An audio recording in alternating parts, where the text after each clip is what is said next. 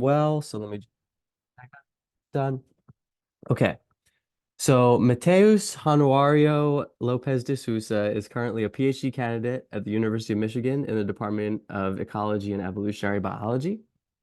Matheus began his academic career at the University of Sao Paulo in Brazil, where he received his BS in the evolutionary dynamics of mammals, first studying the evolution of rudiments, so like the grazing cows and gazelles and giraffes and bison and all that. Um, and this was in the laboratory of Dr. Tiago Quintal. And Mateus continued on in Dr. Quintal's lab for his master's degree, researching the lineage, duration, and macroevolutionary dynamics of the rudiments. Then in 2021, Mateus then joined the lab of Daniel Roboski at the University of Michigan, researching the structure of vertebrate diversity through ecological and comparative methods. And his work has been published in both the SSE's own evolution journal, as well as Methods in Ecology and Evolution. And Mateus is a regular attendee of SSE's meeting each year. I think this will be, if he goes this year, it'll be the fourth, maybe, including when it was in Brazil. Yep. Uh, so with that, I'll let Matheus give his talk today. Can we bridge micro and macroevolution insights from vertebrate comparative demography? Thank you very much for the introduction. Thank you all for being here. I saw some friends' names in the chat. I'm really happy to see you all and colleagues too. Thank you guys very much for coming. So I put this weird title here with a question, then a longer title at the end, but I will promise to explain myself. Today, oops, yeah, we're going to talk about first about a background of everything that like unites everything. Then we'll discuss very briefly the semantics of what I mean when I say the micro and macro evolution can, should, or could or cannot be bridged. Then we talk about demographic controls of speciation rates. Then we'll finally introduce what I mean when I say comparative demography, which is in the title. And only then we reach the bulk of the talk here, which is first about sexual selection and speciation, and then about metapopulation dynamics and speciation rate. And then if I hope to convincingly get to an answer to the question that I put in the first slide here.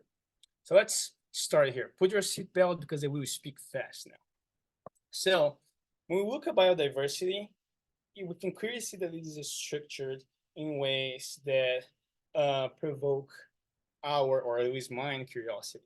So for instance, if you go to the phylogeny of fishes and you look at the oldest node within, it will separate this clade here, Cladistia, Bichirs, and the other Raytheon fishes, like Cynopteri.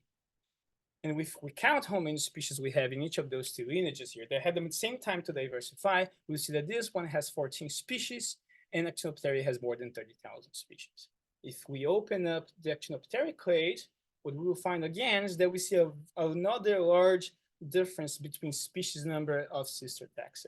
And if we open Neopterigi again, we see the same pattern once more. I will keep those three fishes here in the next slide as a reference. But my point is that this doesn't happen only at the base of the Raytheon fish phylogeny. It happens in other clades too, like Elopomorphs and Osteoglossomorphs. It happens in later on in the phylogeny here. For instance, when you compare percomorphs with their sister groups. And it happens in tetrapods too, when we compare tetrapodomorph and gymnopomorphs. So what is the point of showing this here? My point is that species are unevenly distributed in clades, and sometimes sister clades vary by even 1,000-fold distance. This is pervasive. This is in many scales. When you look at large trees, I would guess that even like every tree with more than 300 species will have some sort of tree imbalance. This pattern that we're talking about, where sister clades vary a lot in terms of the number of species they contain. But it's not only the number of species that varies between sister clades. Speciation rate itself, which I'm showing here, are color-coded branches, the warm ones being the faster speciators, and the blue ones being these lower speciators. This also has a certain phylogenetic structure. with sister clades varying a lot in terms of how fast they speciate. And of course, this is not, as I kind of imply now, this is by no means a fish-specific pattern. This is, for instance, the molecular phylogeny of birds. And again, you see those blue clades, slow speciators, alternating with clades that are much faster speciators.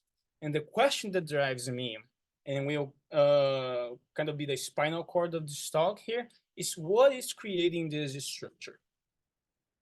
Well, the evolutionary theory, it explains how this happened, right? Since at least when Darwin put together many different pieces of evidence, we have a, broadly speaking, general theory of evolution, and which this theory tells us, or the evidence explained by this theory tells us, is that just divergence between genes and extinction that will erase some of the temporal continuity between lineages is the thing that will create the apparent discontinuities that we observe among higher taxa. This is what's described. You can read that in the original Origin of Species, but also like there are extra literature that makes this even more explicitly and discusses this in more contemporary language too. But it's not only in the origin, right? Like Meyer, for instance, put together those 5 different major contributions that Darwin had to evolutionary theory, or the evolutionary theory has to the biological sciences. Those are common ancestry, evolutionary change, natural selection, gradualism, and speciation. And basically what Meyer is saying that this accounts for a large set of phenomena that we observe in biodiversity worldwide. If we want to be very precise, we can add these 3 other fundamental evolutionary processes here: mutation, migration, and drift. But basically, if you mix all these ideas, you basically can explain how diversity evolves. So what people mean when they write papers about bridging micro and macro evolution, right? Those papers come out all the time. This one is from last year, but there are many others. So what usually we mean when we raise this type of investigation or scientific question? Usually we or people will write micro and macro evolutions of the economy, but as I said to you, those things are already bridged conceptually. We know how populations become clades. What I see when I read this literature, I see more like the economy between mechanism motivated explanations for biodiversity. So we're talking about the rapid evolution of reproductive isolation or of phenotypic differences, or sometimes if you are more quantitative genetics oriented, we're discussing the geometry and the orientation of phenotypic or genotypic variation. And those are contrasted with pattern motivated explanations for biodiversity worldwide. Things like biogeography, trends of more than a million year, in other million year time scales, large phenotypic gaps, the evolution of new phenotypes itself, and of course the variation diversification rates, which is my question here, the one that I have enough time to address in the PhD research. So this is what we'll be talking about today.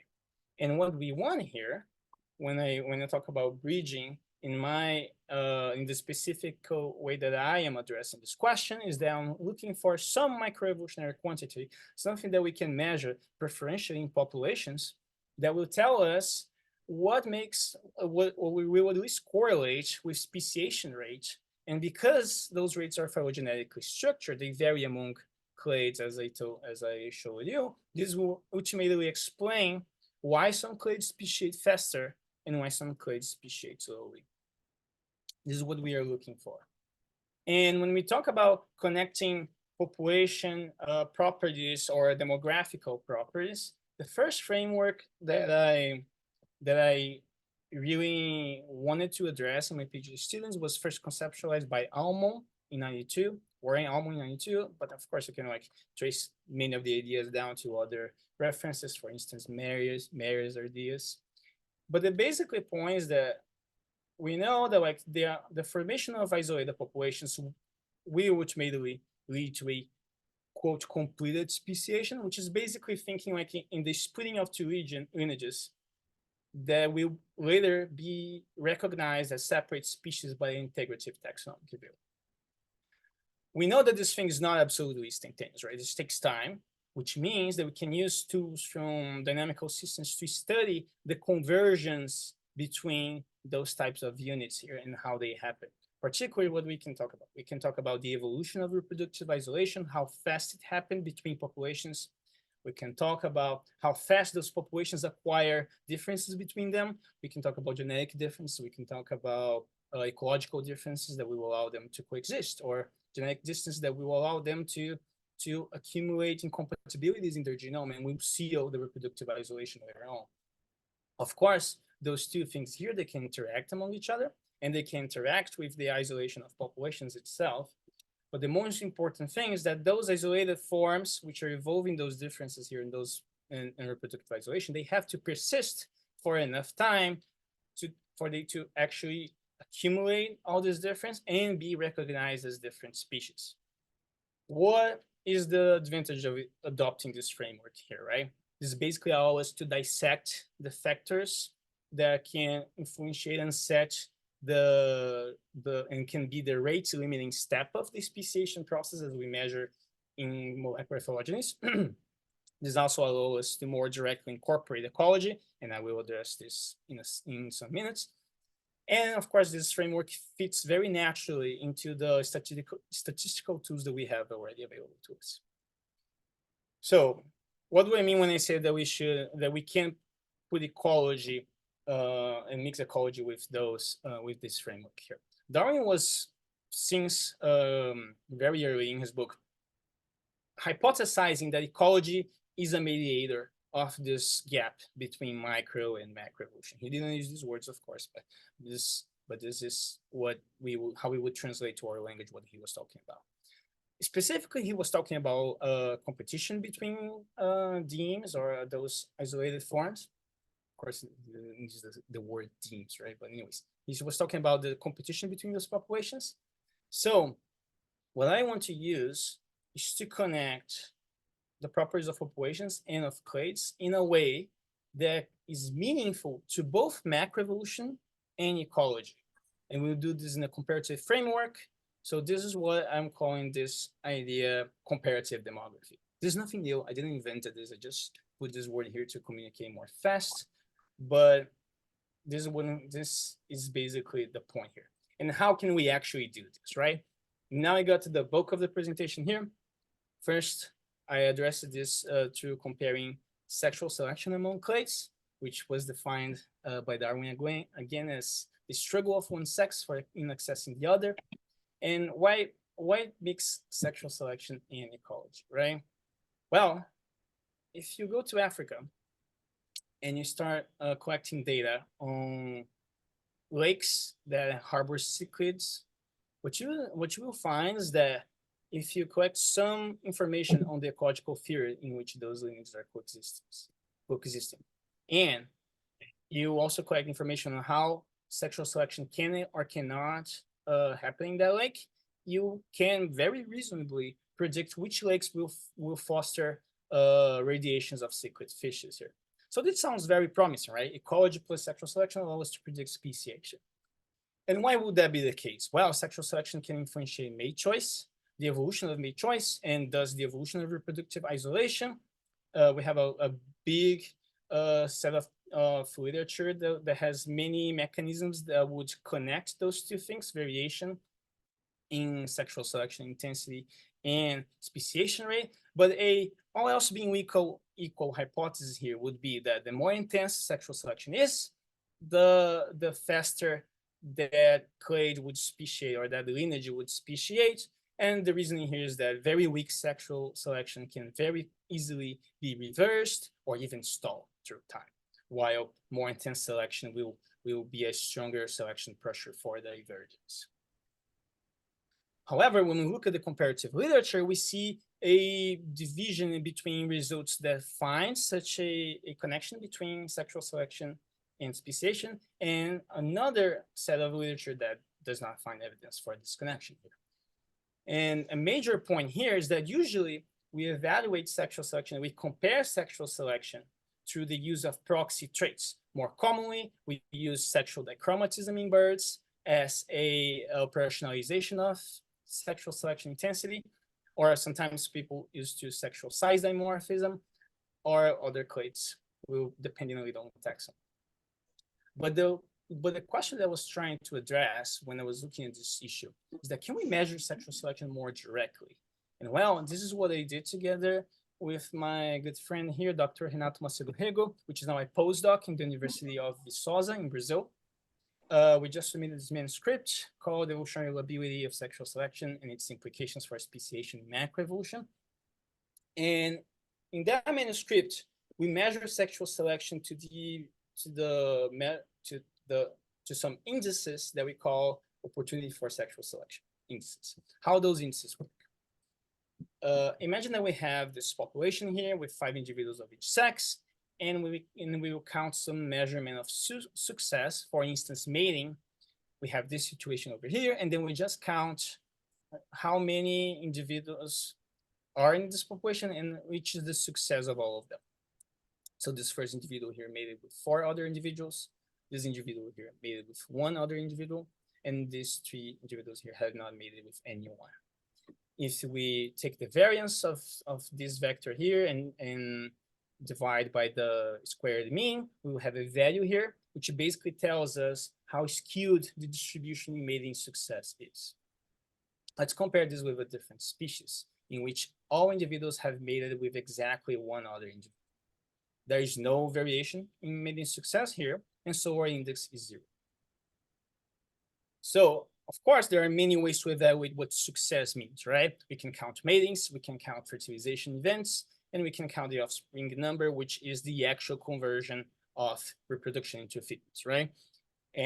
But if we measure success through these different operationalizations, we will end up mixing different amounts of natural selection.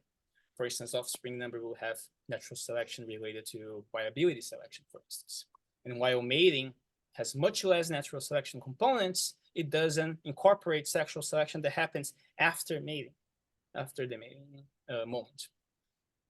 So we want to capture many different measurements of success because we don't know exactly which one can or cannot capture more sexual selection that is meaningful to speciation. So we are trying a lot of different measurements. But in any way that we do this, a big advantage of doing so using those indices is that this increases enormously the amount of clades that we can use in our comparisons. Not all clades have dewlaps as iguanian lizards, or not every clades have feathers like birds, but all clades can technically have, if we are able logistically to measure, they all have a reproduction skewness, and we can measure this.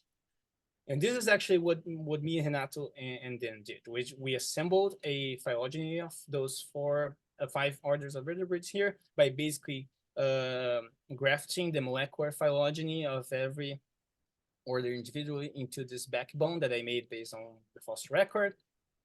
And we also searched on the literature following meta-analytical procedures we measured the opportunity for selection for all these species when we could, and through many different indices, which are those 5 columns here, and we measure for both sexes. The advantage of doing so too is that this is checkable, traceable, and verifiable thus. And I showed you the variance-based indices, but we also collected Bateman gradients, but I will not have time to talk about them. We can address those later in the question section if anyone wants. We also collected speciation rates from the primary literature from this work here by Cooney and Thomas. We also used the sexual dichromatism estimates from this work here led by Jessica Armenta, and I took sexual size dimorphism from the primary literature for both sexes, or personalizing as weight, body length, or SVL, depending on the taxon. And again, our prediction here is there would be a positive correlation between intensity and a proxy trait or speciation rate. So what happens when we actually see the points here? Here I'm showing the log transformed selection intensity in the x-axis, and here we show color dichromatism in the bird clade as a linear measurement. Males in being panel, females in the other, and when we add the points, we see no significant results here. And we are incorporating a fair amount of dichromatism here. If you live in a place close to Ann Arbor, you will recognize those two birds here in our data set, the red-winged blackbirds, which this is the male, this is the female, and the house wren, which are pretty monomorphic, if you ask me. And they have actually reasonably similar intensities of sexual selection, which was pretty surprising to me. But this is just one proxy, right? What about the other? Here again, I'm showing size dimorphism in the y-axis. And all this gray area here, it means that the males are larger than the females, okay? This panel will show the male selection intensity, and this panel will show the female selection intensity, and I will color code the points by the vertebrate order. When we add the points, again, we see no significant result here.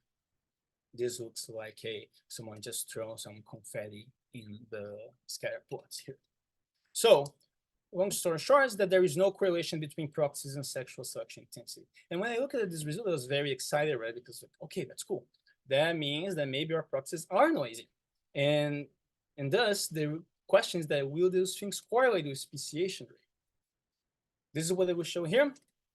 Selection intensity again in the x-axis, speciation rate log transformed in the y-axis. And when we add the points, we see no correlation for birds, no correlation for amphibians, and actually no correlation with any other group of vertebrates. This again looks like a confetti, the end of a party that throw confetti everywhere. So we see no correlation between speciation rates and sexual selection intensity. So I was, exploring this result further, and then I decided to measure the phylogenetic signal of those indices for the opportunity of sexual selection. And what is phylogenetic signal, right? This is basically a measurement of autocorrelation between closely related branches in a phylogeny. And we know that many traits have that. For instance, more commonly, we measure body size, and we know that it has phylogenetic signal. We can measure other types of traits, for instance, those related to physiology, morphology, and ecology, or behavior. Blomberg and collaborators did exactly that in 2003. And what they found is that behavioral traits, those here, are more labile. They have a less phylogenetic signal than other types of traits. And we can recover this result in our phylogeny here. This blue line that I added for a reference is the phylogenetic signal of the body weight measurements that I took for the SST analysis, for the dimorphism analysis. So we can recover this phylogenetic signal in our phylogeny. And the question is, what is the phylogenetic signal of sexual selection? When we add the points here, what we find is that the indices for the opportunity of sexual selection and the Bateman gradients for both females and males have much less phylogenetic signal than those types of traits here. So maybe maybe sexual selection has a very unique phylogenetic signal. This was very, very interesting, but I didn't stop it there. Then I decided to look at the interspecific variance in those indices for sexual selection. So we have some measurement, more than one measurement for some species. And what I did is that I will show them as a distribution here. But instead of showing the points, which would be different populations, to make the plot more simpler for the presentation here, I'm just showing the range and the species average. And then we'll compare this with this box plot here at the top, which is the whole distribution of all vertebrates for that index and sex. And what we see when we make this plot here is that even this populations of the same species, those horizontal lines, overlap greatly with the whole vertebrate variation in intensity of sexual selection. This is very, very surprising. I was not expecting to find this. And this happens for many indices, and this happens basically to all indices, actually. So what we can conclude here on this first half of the talk, our indices for the opportunity of sexual selection do not explain the major contrasting speciation rates that we observe among clades.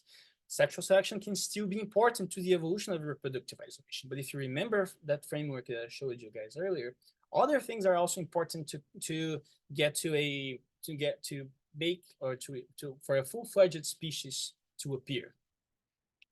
And it's not only reproductive isolation that will necessarily convert to speciation as we measure in molecular phylogenies here. Moreover, what we also find is that sexual selection is highly bioevolutionarily and it's very variable in many scales. It's variable among clades, even closely related clades. It's variable in intraspecific levels too.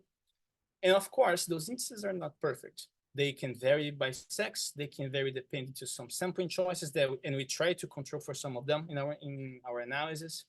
They vary in our ability to recover the relative rank of selection intensity depending on the reproductive system that certain species have. This was well explored by Jonathan Henschel and collaborators here.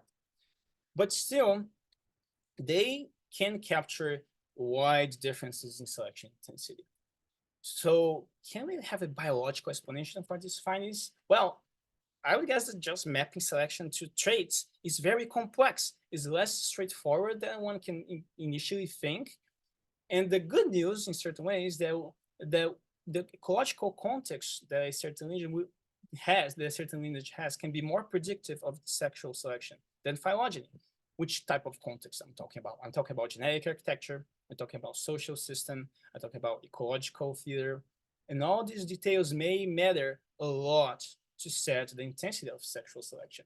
And if those things matter that much, maybe that explains why sexual selection intensity does not convert monotonically to speciation rate.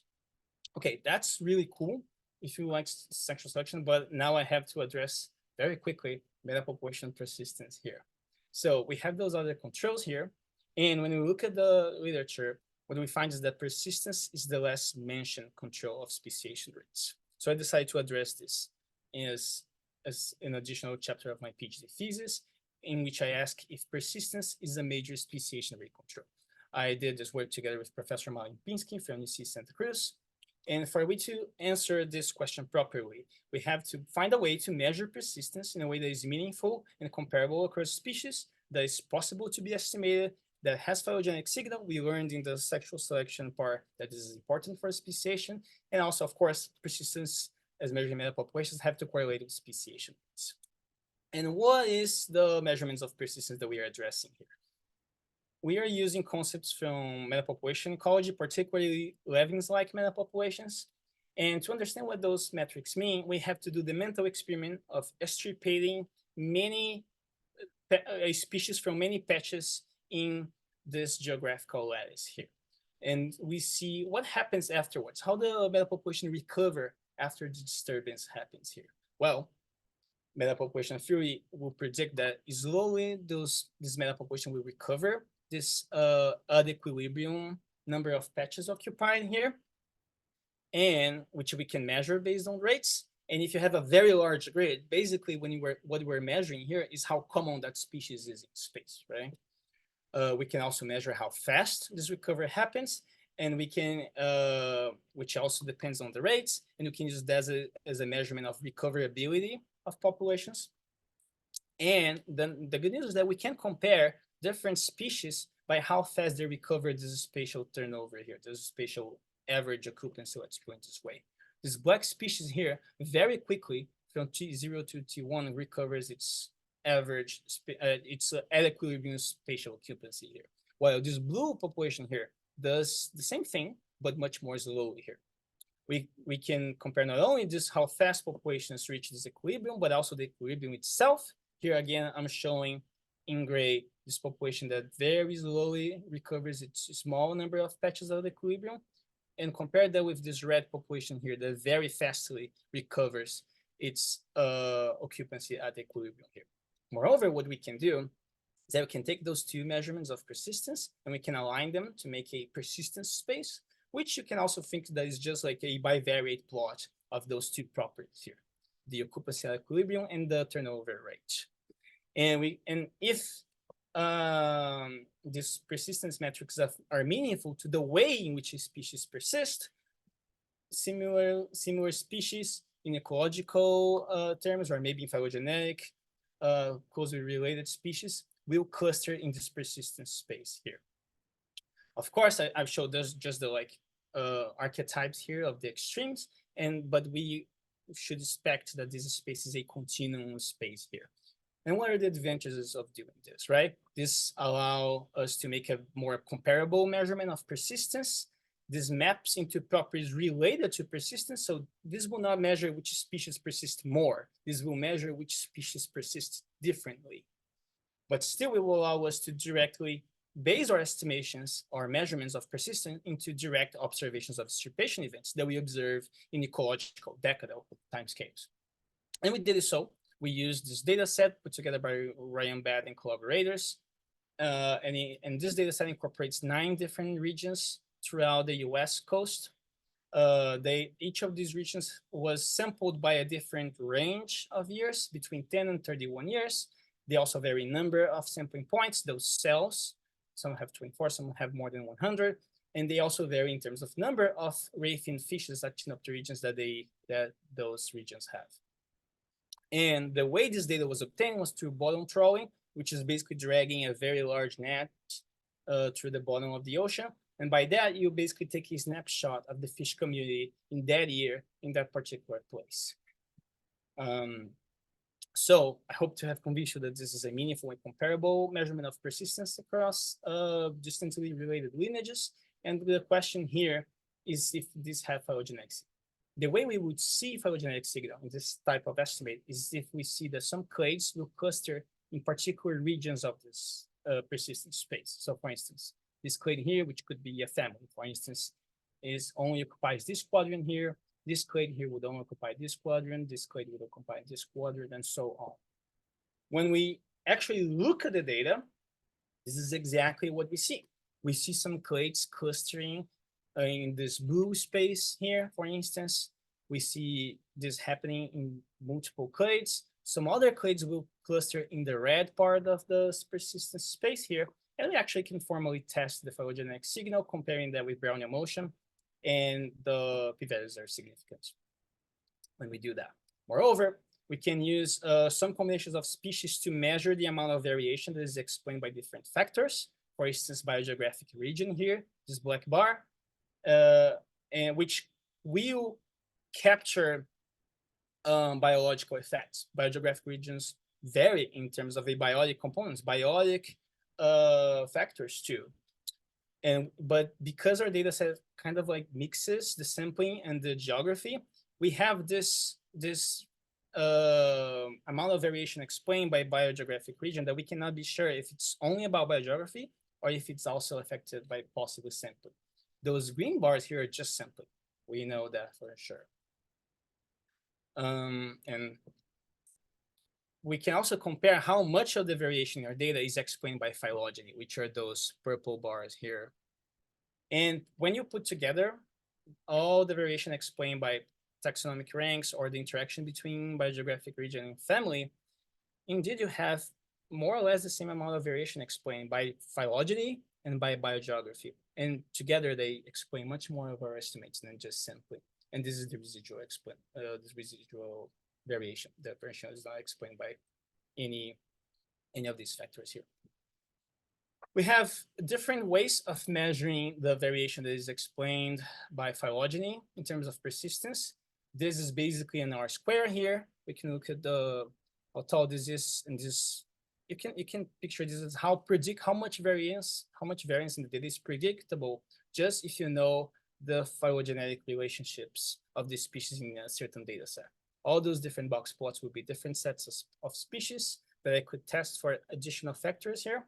But the point of showing this part of this line here is that phylogeny allows us to predict quite well the persistence space, which is just a different visualization of the phylogenetic signal that persistence has at the metapopulation level.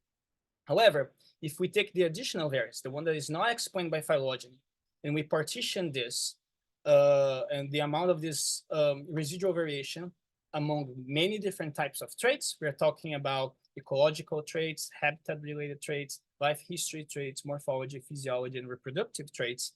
Those traits actually does not increase very much our ability to predict persistence, but phylogeny does so. Very curious. And I'm still wrapping my head exactly what this means, because that was my expectation, right? The traits will predict persistence, but this is not what we find. But okay, this is not what motivated the question, right? It was a speciation. But what about speciation? Does it correlate with persistence at the metapopulation level? Well, we have a lot of phylogenetic independent variation in speciation rates in this data set here. So we have a reasonable power to detect a correlation. And the prediction here, given that we have a bivariate persistence space, is that if persistence is correlated with speciation, the species which speciate faster would be clustered in a specific region of this persistence space, right? For instance, like it's here, not necessarily in this quadrant, but in a specific quadrant. So does this happen? I will show here the two axes of persistence and the metapopulation rates here, and I will add the points and I will color the points. Each point will be a species, and I will color the point based on the speciation rate of that species.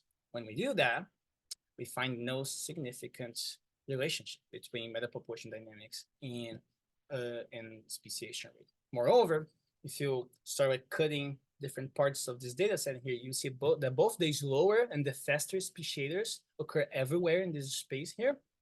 So indeed, there is no sign that metapopulation level persistence correlates with speciation rates. What can we conclude here? Persistence, using the way we measure, is not related to speciation rates, even though it's weakly correlated with some sets of traits. I showed in that slide previously that the R-squares are small, but many of those relationships were statistically significant still. In my opinion, this just highlights that metapopulation persistence has phylogenetic signal, and it varies according to clades and also biogeography. So we have to explore this further and see if we want to understand this type of persistence that clades and species have. What we can conclude when we think broadly about the two things that I showed, sexual selection and persistence. Well, we now know that some demographic properties have phylogenetic signal, for instance, persistence, and some other demographic properties, for instance, sexual selection intensity, will not have phylogenetic signal. This is pretty interesting, if you ask me. I was surprised by both of these results in many ways. And the good news is that we can explore this further. We can explain and be more explicit about how much biogeography affect our estimates, how much spatial gradients and clines affect that. And we can do this in shallower phylogenetic scales, and we can design dedicated sampling designs that we can enrich through natural history and in ecological context to explore this further down and see what else we can learn about demography by comparing different distantly related lineages here. What we know for sure is those measurements do not correlate with speciation, which is aligned with other results in the literature here. For instance, some investigators have measured the rate of evolution of reproductive isolation. They did so by direct estimates and by indirect estimates in birds. And what they found is that there is no correlation between those proxies for the evolution of reproductive isolation and the speciation rate. Other investigators did the same thing with the differentiation between populations, which is here in the x-axis. And again, this does not allow us to predict speciation rates in squamates in many different taxonomical resolutions here. So I wonder what this means for this question about using microevolution to predict macroevolution. And this is a very big if that I will make now. I don't have a crystal ball. I would love to tomorrow read a new paper that will find the proxy that will allow us to predict macroevolution. But here I will talk about what happens if we keep finding this type of result, that we cannot use anything that populations have to predict what their clades are doing in deeper time scales, in billions of years. What happens? What should we do? How should we think? Well, this will mean that demography cannot completely connect what we observe at decades with what we observe at million year time scales. And this, in my opinion, makes us shift our focus back to more typical macroevolutionary occurrences here. What am I talking about? I'm talking about historical contingencies here, highlighted in yellow in this table from Jablonski. I'm talking about developments, which are those green blocks here. I'm talking about the hierarchical effects.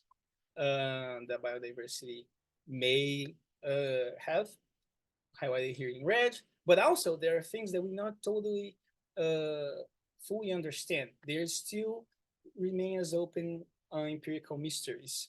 And a reasonable thing to imagine is that maybe our data is too sparse or incomplete to study these things. I hope this is not the case, but this is a real possibility. And we have to start thinking hard on how we can learn more about those topics that I put here in blue. Of course, there are additional results that are not necessarily in this table here, but I think they are particularly important. We are talking about the effects of biogeography. We're talking about things like macroevolutionary singularities or evolutionary perfect storms that Jablonski himself called in a different contribution, or even the ability to respond to natural selection, the ability to evolve itself. We don't know yet, but I think it will be very fun to try to find those things out. This is what I have for today. But before I finish here, I want to thank everyone that helped me do my research, everyone in my lab, my committee members, Nate Sanders, Gideon Bradbirds, and Johannes Fofopoulos, everyone from the University of Michigan that supports my research in many different ways, my friends and colleagues that discuss those results with me, and especially all the thousands of researchers, students, and enthusiasts that contributed and compiled and organized all the many databases that I used to do my research here. A big shout out to them. And this is what I have for you guys. I will be happy to take any questions that you might have. Thank you guys very much.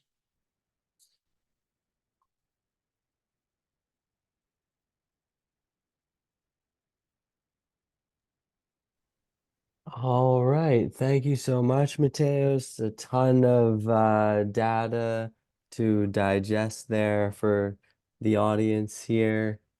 Um, if anybody has any questions, you can unmute or type them and I can read them out. And I'll give everybody a moment to do that.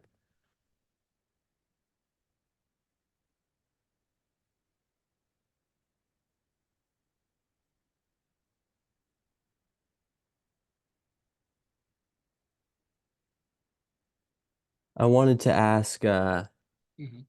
so these were mostly, or this was mostly invertebrates, which is broad, but is there, are the results consistent in the literature if people are looking at invertebrates or plants?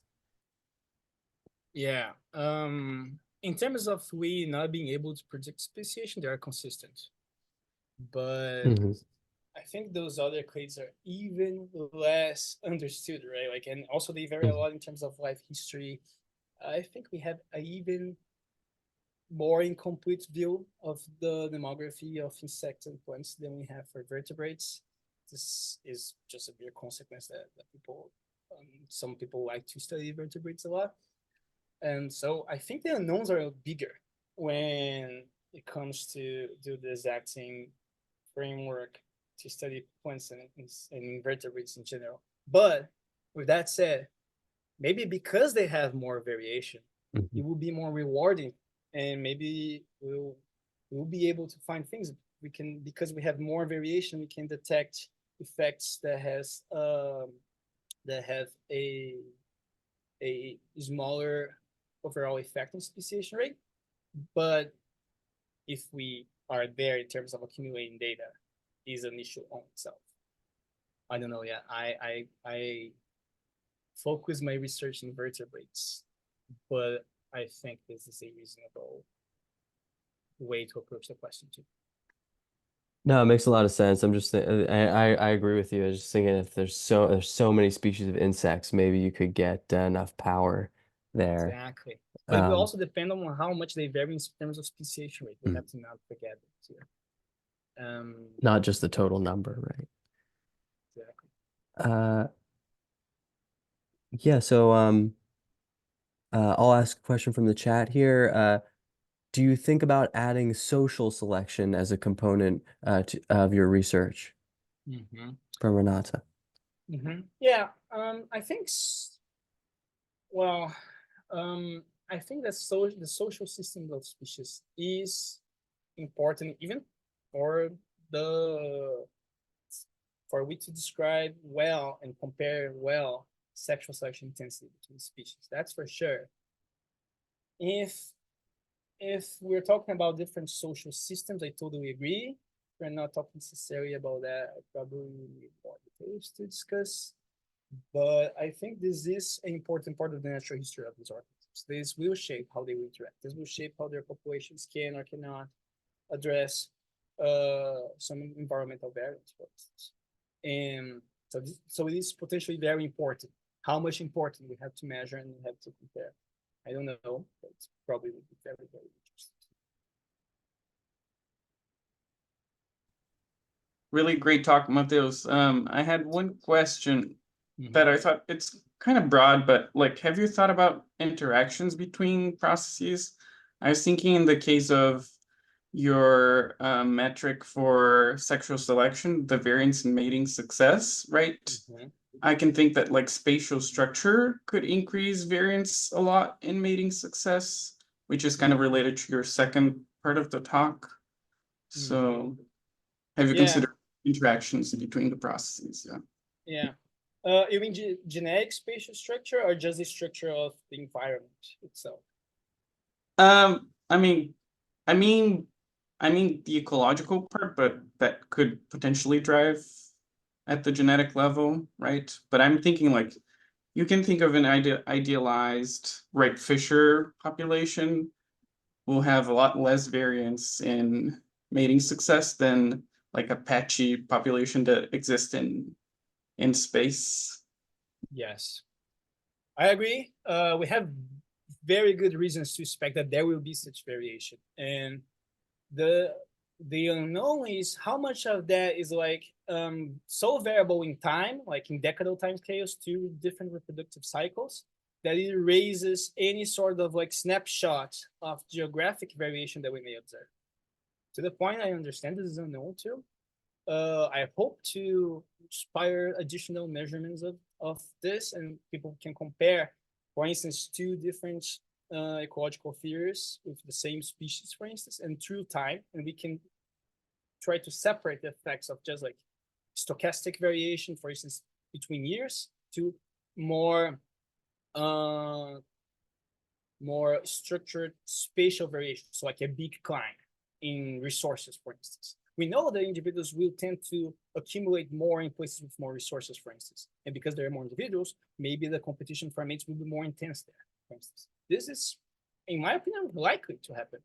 But we have to measure and we have to compare the effects of this, let's put it this way, this stochastic wobbling in the intensity of sexual selection versus the things that are more constant through years, through ecological time scales at least. If those things hold for thousands, millions of years, is a separate issue. Thanks.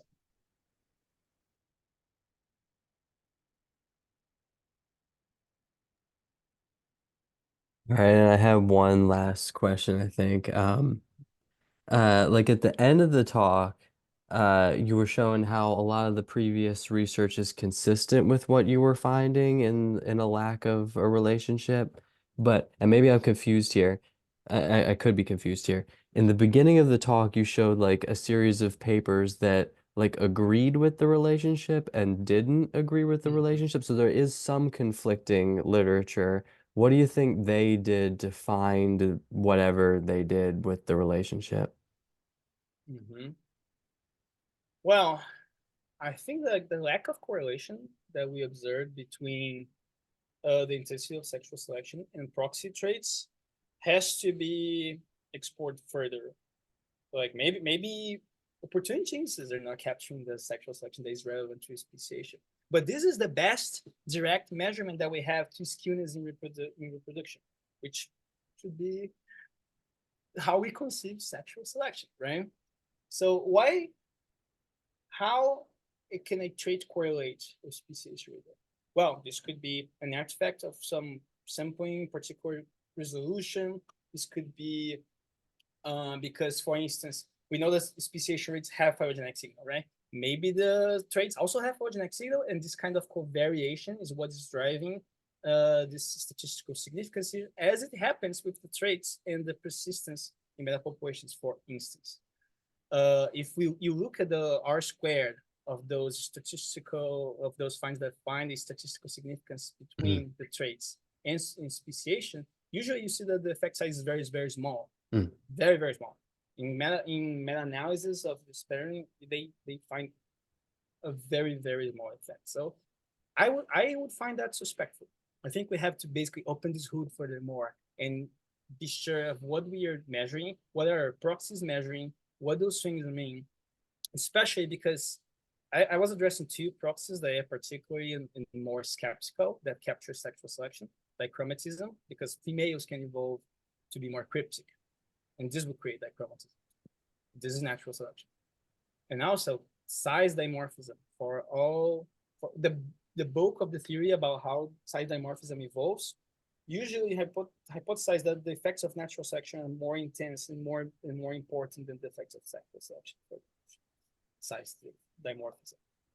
So there may be other proxies. For instance, social system itself, I think those will capture much better the intensity of sexual selection if mates monopolize individuals of the opposite sex or not.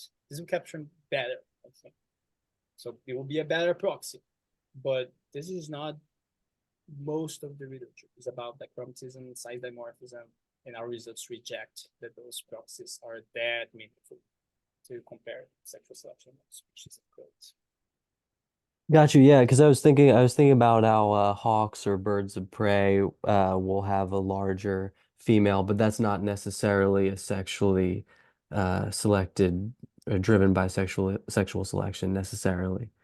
Yeah, it's actually like those two types of selection, they can mix, right? And they will mix in Yeah. different proportions depending on the ecological feature. So on a second thought, it's not that surprising that sexual selection is not structured among like big clades. It doesn't have a very strong phylogenetic signal because it depends on a lot of things, even things that change through decades. So under the light of that, yeah, it's not surprising. But then why we observe the other things that made us hypothesize that sexual selection is important in the first place? Big problems. Yeah. So as scientists, we should like problems. Right, it's good. It's a great mystery that you're untangling. Yeah. And it's really, I think I speak for the whole audience when I say it's got me thinking and really great to hear. So unless there's more questions, we're just about at 1 o'clock here. So I'll let everybody go, and wanted to thank Matheus a lot for his talk and for participating, and we will see you guys here next week. And see you guys at Evolution.